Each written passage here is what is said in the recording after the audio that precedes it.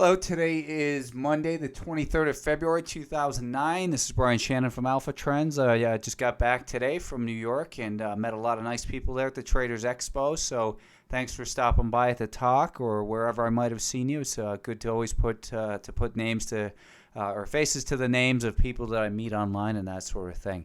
The NASDAQ or the markets obviously continued their path of least resistance here today as they got hit pretty hard. The NASDAQ was down 97 cents or 3.3%.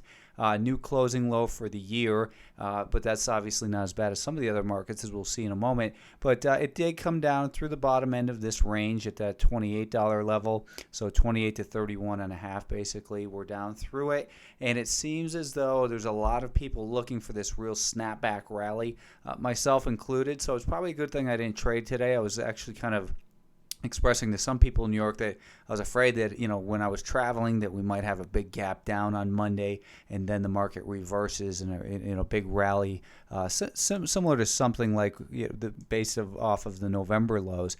Obviously, we're not to that point yet. There's no evidence on the shorter term time frames. We look at the 10-minute time frame and the level I'd mentioned over the weekend. Well, of course, we had 2960 was important last week. The market was rejected from there a couple times, and we had this declining 5-day moving average, which gave us a reason for further concern. But the market was unable to get past Friday's highs, so it's pretty much a sell-off most of the day in here. In fact, it was early on. It got below that daily VWAP and stayed below it for the NASDAQ all day long, as nothing. There were no real buying, no spirited buying volume rallies in here at all. The bigger volume came as the market was selling off. Then this last minute, you can't really read into that too much. But the market remains obviously in a downtrend. We had seen that the lows from last Friday were violated, and then that was looking like a level of resistance later on this afternoon too. The market fell short of that, in fact, before the final wave of selling came into this market.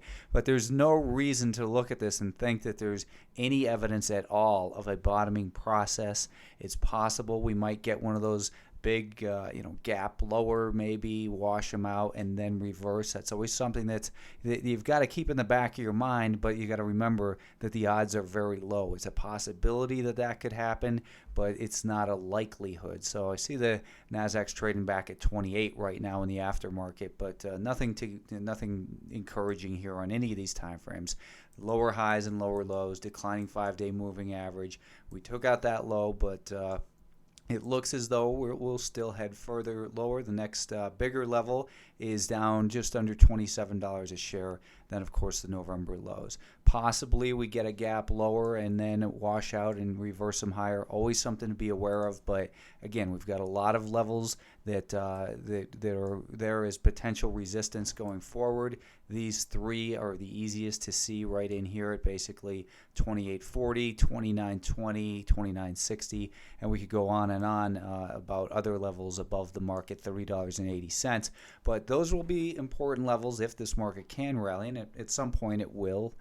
But again, there's no evidence of that right now. The S&P came down, and you can see here we do have a lower close than we've seen last year, and obviously now at this point, the lowest close we've seen going back all the way to 1997. So it obviously remains in a bear market. Just because it's down a lot doesn't mean it's down too much, because there's still sellers in this market, and we've got a new closing low for the last 12 years or so. So there's nothing encouraging in here. The only thing you can say is that we've got this level that's coming down, and maybe we're gonna see a washout decline and then rally. But still, looking at the 10-minute time frame, close right on those lows. There's absolutely nothing here to suggest that there's any bounce coming. So the $74.34 low was not violated. We'd seen today's intraday low was 74.59. The intraday low was 74.34, but on a closing basis, we did close lower. We traded about average volume, so it'd still be nice to see another big, real big volume push lower like we saw in these 2 days where the volume really peaked, and that a lot of times leads the way for that real fearful capitulation from which you've got the last of the longs to sell on this move at least, and then a big round of short covering, which brings further sideline cash to the market, and then we'll see what the market gives us from there. The path of least resistance overall remains lower. We've got, just like in the NASDAQ, we've got all these bigger levels of potential resistance now. 70 or 80 and a half was broken last week, and obviously that's going to be a big number, but still that's $5.45 away. So, or what was this, 80.50? So it's actually about $6. We're just under $6 away. So there would be a great rally if it can get there, but again, there's zero evidence of that right now.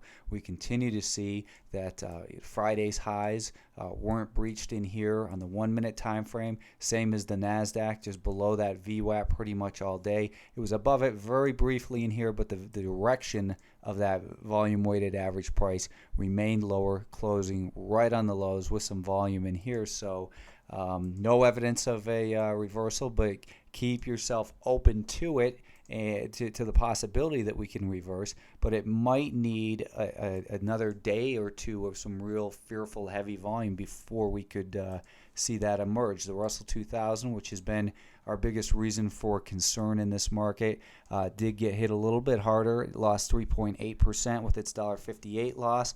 We'd seen that it gave up an important level of support last week at about 43.5, and I'd said on Saturday that it's still got some room to the downside as far as shorting opportunities, or if you're long, it's still worth selling, because we've still got, if we're going to get tested the lows in here, this was right about $37. Here we are at 39.5. So percentage-wise, we're still a good distance from that, and it doesn't mean we have to see this level get taken out, but it would certainly be nice to see an undercut of those lows on heavy volume and then a big reversal. Looking at a 10-minute time frame, though, again, these levels from Friday weren't breached. We still have that declining 5-day moving average in that same area as well. We've got this level at 43. We've got that $43.60 level. We've got the level up here above at about 45.80 as well.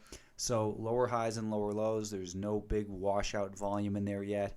This market tried to make a recovery, but the VWAP was still declining in here, and prices quickly fell through that and closed pretty much right near the lows as well. Financials continue to have a lot of headline risk in terms of new bankruptcies and government as far as what they're saying and that sort of thing. But we see that a new closing low in here as well at $7.18, and that's good for a 3% loss. So zero signs of any bottom or any bottoming process. If we're going to get a rally, it's likely to be after a fearful heavy volume wave that will take a lot of people off guard, and the only people that are going to be there to catch it will be the ones who are paying attention on the 1 minute time frames. And it's not time to load into the triple long fund, heavily leveraged. It's time to be careful if you're looking for that and trade smaller share size, because the risks still remain enormous in here. The the oil, we had seen in here that the daily time frame still obviously in a clear downtrend on this USO.